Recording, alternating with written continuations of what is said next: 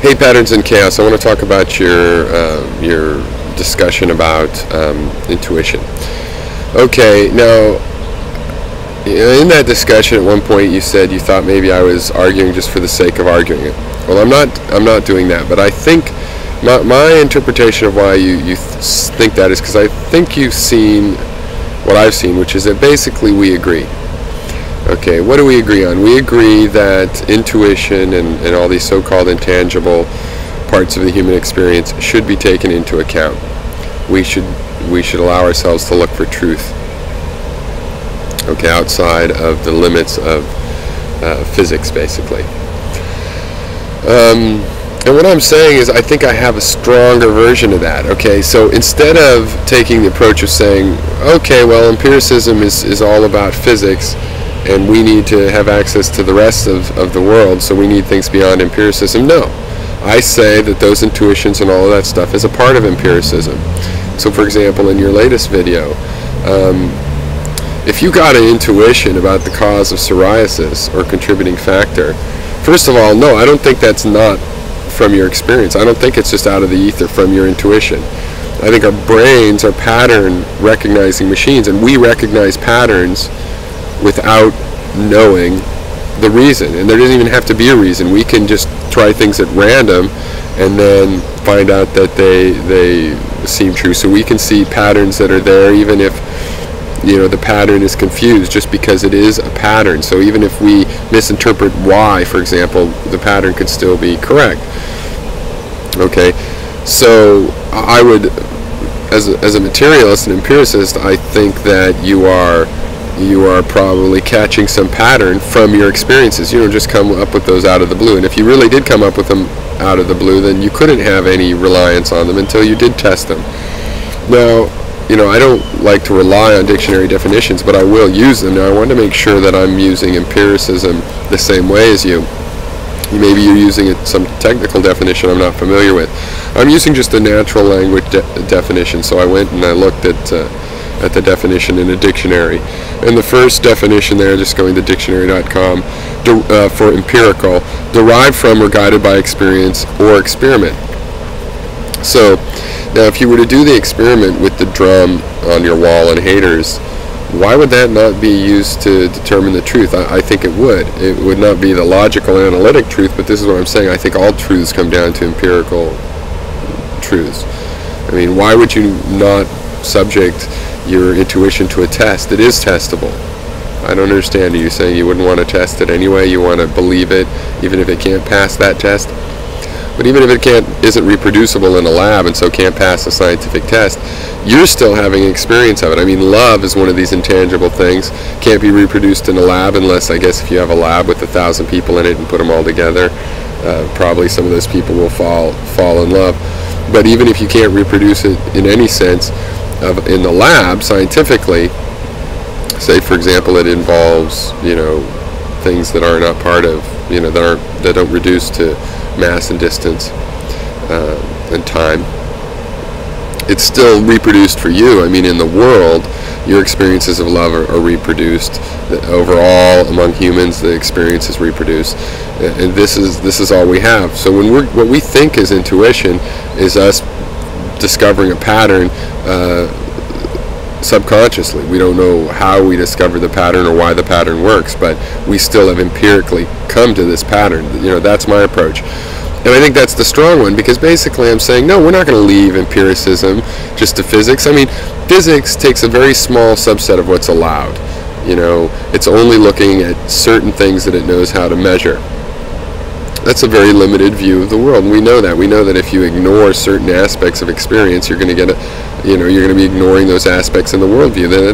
This is the very definition of a limit. It's limited. It's knowingly limited, and physics is limited on purpose to these things that we have that are like super tangible. But a feeling like emotion is still tangible to me. A feeling, an emotion is still tangible to me. You can feel that love. You can touch that love. That love touches you. So I'm just saying that instead of try to say, well, we're going to believe these things without any empirical aspect, no, let's let's make the full claim. These things are empirical. They're part of our experience, a repeatable part of our experience. That's why we have a word for love. That's why we have a word for intuition. These are repeatable parts of our experience, okay?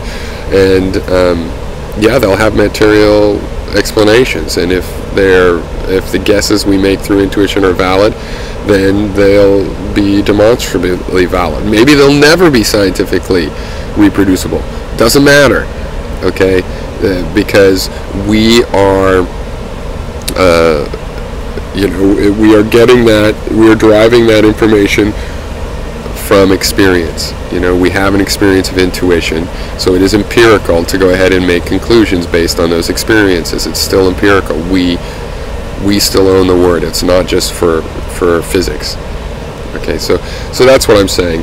And so, now if you are saying something beyond this, that okay, you want to be able to believe that your drum has an effect on haters, but it's not reproducible, then that's different. That's not saying it's not empirical. You're saying that in spite of the ability to empirically disprove it, you want to believe it. And no, I don't think you get to do that. But as far as coming up with theories based on intuition and things like this, getting truths or deriving truths from based on your experiences of these less physically identified phenomena is fine, because we don't have to always be able to see something from the outside. Yeah, we can't measure love in the sense that we can look at a brain and see if it's feeling love. We have to ask the subject, do you love that object? Do you love this other thing? But so what? Okay, we're subjective creatures. Our subjective experiences count. They count 100% in empiricism. That's the whole point. Even the objective experiences are really subjective because they're counting on empirical experience, which is always subjective. Our sense data, we think it's related to an objective world. Fine, I think that. It's still subjective, so it's still our subjective experiences. It's all about, we can get knowledge of the objective world through these experiences. We can get knowledge from the subjective world through these experiences. Are the subjective truths not valid or not valuable? No, they're very valuable. They're truths still for us. Maybe we can't force that truth on someone else. Maybe the truth will end up being a little different than you thought. Maybe the truth is that drum makes you feel more comfortable. Maybe that's why you have less haters. Or maybe you have just as many haters, but that's why you don't notice them or don't end up caring about them. But, and if it's a subjective truth like that, fine. There's probably an objective way to state it as well. But whatever. There's still truths for you. You're not allowed to have them. And the fact is, you can share them with me. You might have truths on love that are all in this subjective realm, but from your experience. And I would listen to you and learn from your experience. I would say, oh, really? And I would learn something about this subjective experience, because though it's subjective, it actually happens to be that I also am experiencing subjective love, and we're similar biologies, and there's some similarities there. We can share these subjective experiences, just like we share the subjective experiences of the blue light hitting my eye from a blue object, and we all say, oh, it's objectively blue, and I can test it. It's the same thing with love. You say, well, here's something that happens with love, and I can try it in my life and see if the truth that you gave me works or not. And it's all about testing, and it's certainly all about empiricism, because, and this is where maybe we differ, I believe all knowledge comes from reality. Mathematics, I don't care what it is, it all comes from experiences in reality. Okay? And so anyway, I hope that explains a little and gets us one step further in this discussion. I find it really interesting. I'm not arguing just to argue. I also think we mostly agree, and maybe we disagree on, well, what's the strong way of asserting this position that these other truths are important. I made a video on the poet philosopher, and it's all about this, that in addition to analytic ways of thinking about things, a poet philosopher takes all of this stuff into account, everything that a human that makes up a human's worldview, and that includes a large part of all of these intangibles, like what our experiences of love are, and how we react to our own intuitions and things. So we agree on that. We maybe disagree on what is the strong way to argue for that. How do we integrate that into our system of analysis? And maybe we even agree on that. It's just the language. But anyway, I hope that did explain something to you. Though I feel like I'm in the middle of a process. I certainly didn't finish this subject, but I'm not intending to.